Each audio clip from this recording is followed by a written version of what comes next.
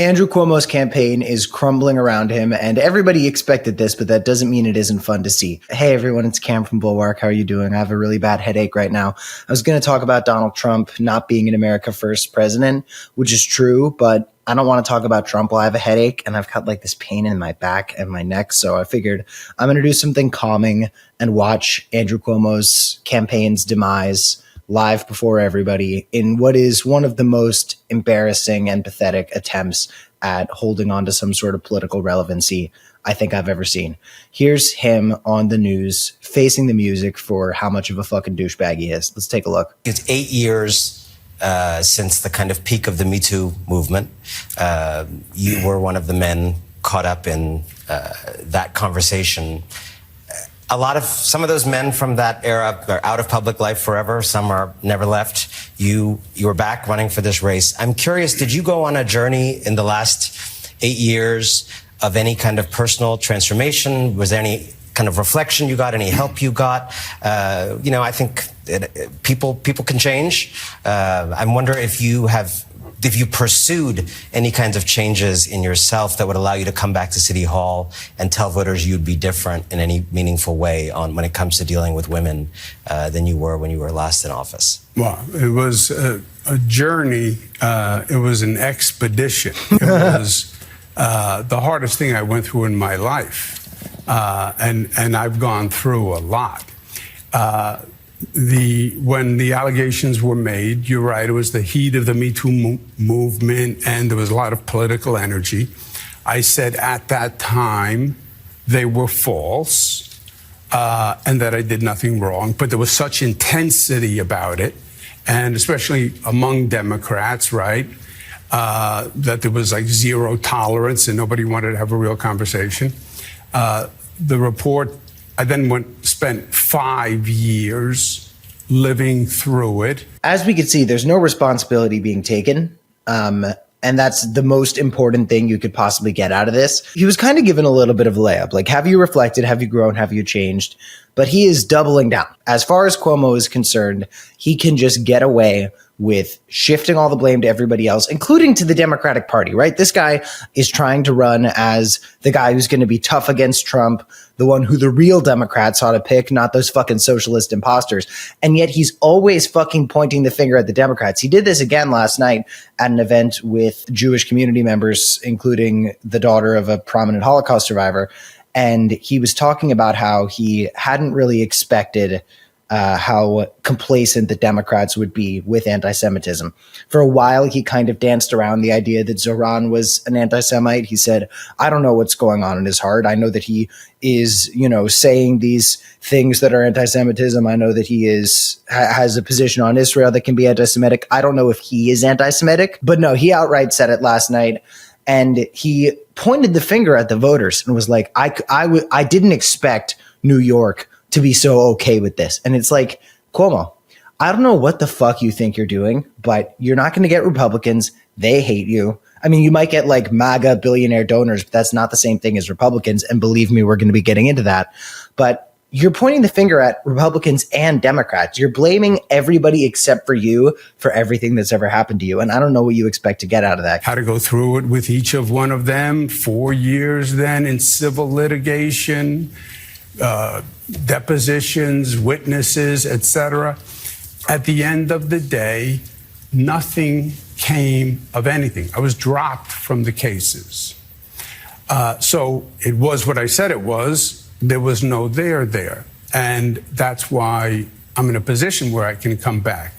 But in the meantime, did I learn? Certainly. Look, there is a new sensitivity, an evolving sensitivity culturally about behavior and what behavior is right or wrong or what I might find offensive. And it doesn't matter whether you agree or not. If I find what you said offensive, then it was offensive. And it's my standard that matters. And I should have been hyper cautious, because you have to be hyper cautious, right? Because anything you say, I might find offensive. So you have to be hyper cautious. I have to be more cautious.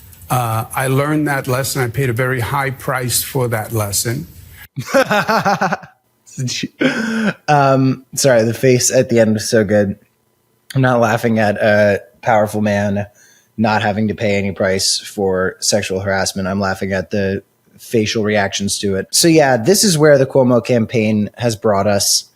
Congratulations, Andrew Cuomo. You're slaying out there. But I want to shift focus a little bit to Curtis Sliwa. Curtis Sliwa, as you all know, is the man who's always wearing the red beret from the vigilante force that he led in like the 80s. Here's Curtis talking about almost getting shot in the back of a taxi by somebody from the Gambino crime family. And then lickety split within seconds, all of a sudden some gorilla pops up in front of me who had been stuffed under the dashboard. He's popping a 38 right down at my three-piece set, my lower extremities, not the knife, spoon, and fork.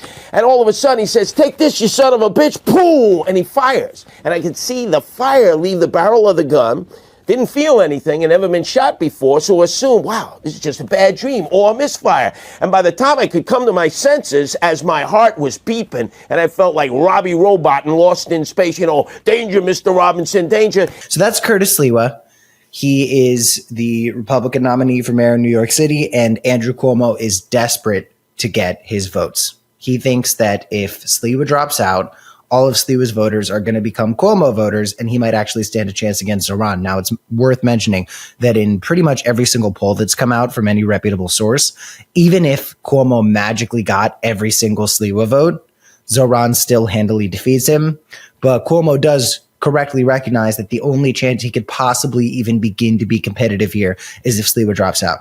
But Sliwa's not fucking dropping out. All of the big billionaire Republican types have all called on Sliwa to drop out. New York Post has called on Sliwa to drop out. He's not going to fucking do it.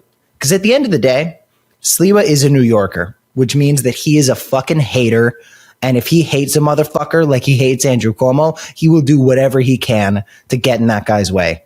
Here's Sliwa talking about MAGA billionaire and Cuomo ally Bill Ackman telling him to drop out. However, I think it is clear to New Yorkers who are against Mamdani that you and Cuomo are splitting the anti-Mamdani vote. So my question is simple. Are you okay if Mamdani wins that you, so to speak, contributed to that? Well, number one, Ackman is a jerk. Has he been right yet? Here's a guy who goes up to Newport, Rhode Island and thinks he's a professional tennis player. Come on, Ackman, stay in your lane. Does he know anything about politics? No. Does he live in New York City? No. He lives in Chapaka, the whitest suburb of America, where even the lawn jockeys are white. He may know Wall Street. He may know hedge funds. He has been wrong every step of the way with the billionaires. So let's say people come to the conclusion, if somehow I lose, and we know Andrew Cuomo's lost, he's already tossed in the town. Oh, it's because of you, Curtis. Really? It's because of the Democrats. Wait a second.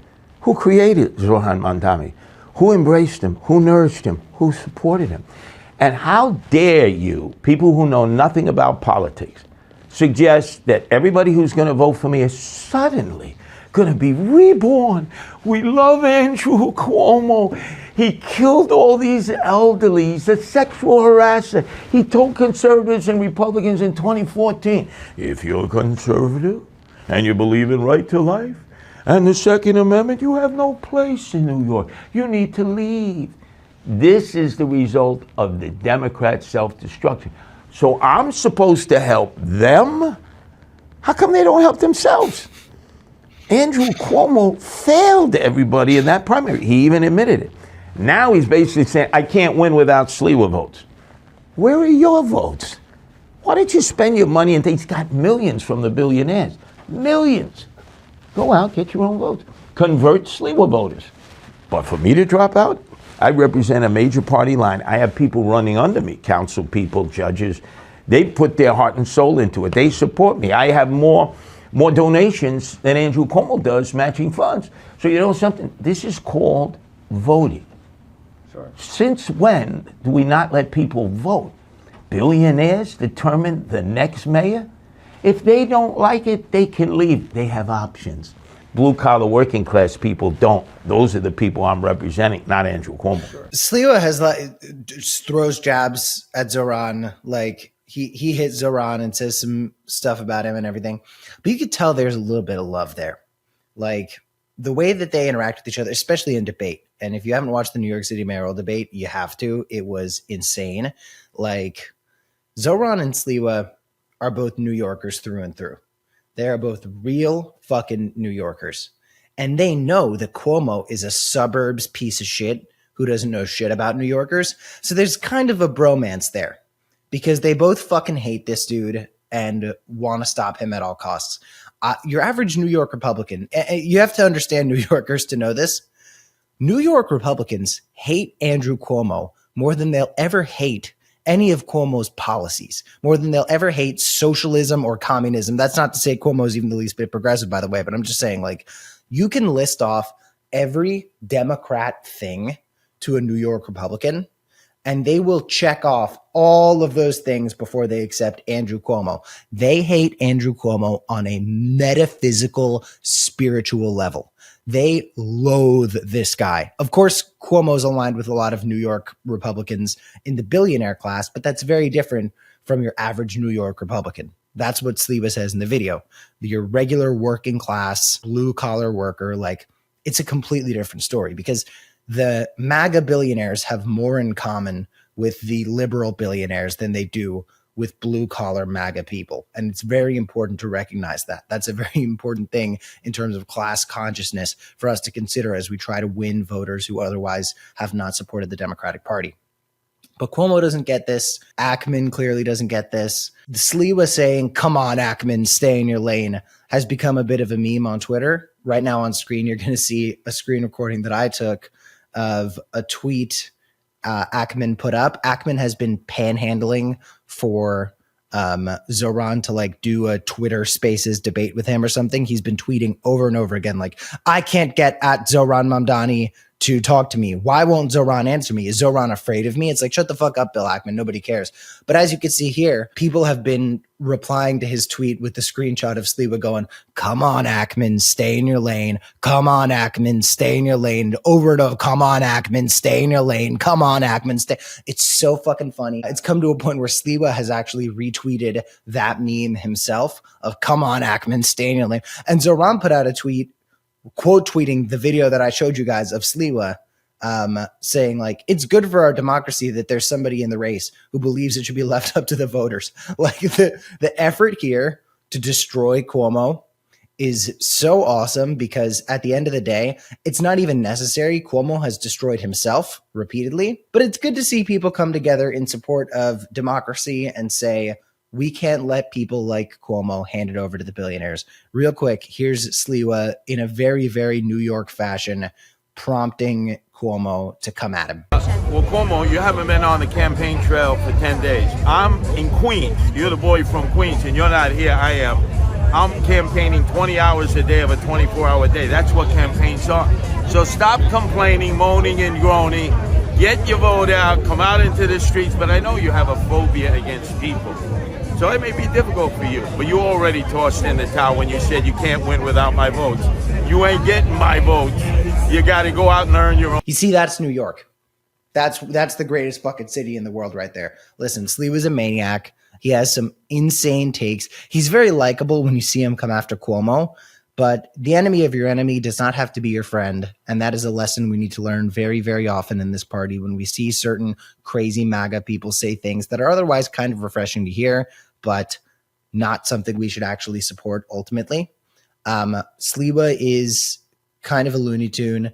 We love that he's a wife guy. We love that he loves cats and animal rights and everything, but otherwise, we don't need to make him the new liberal hero, but we can hold space for the fact that he is objectively doing the thing that is in support of American democracy.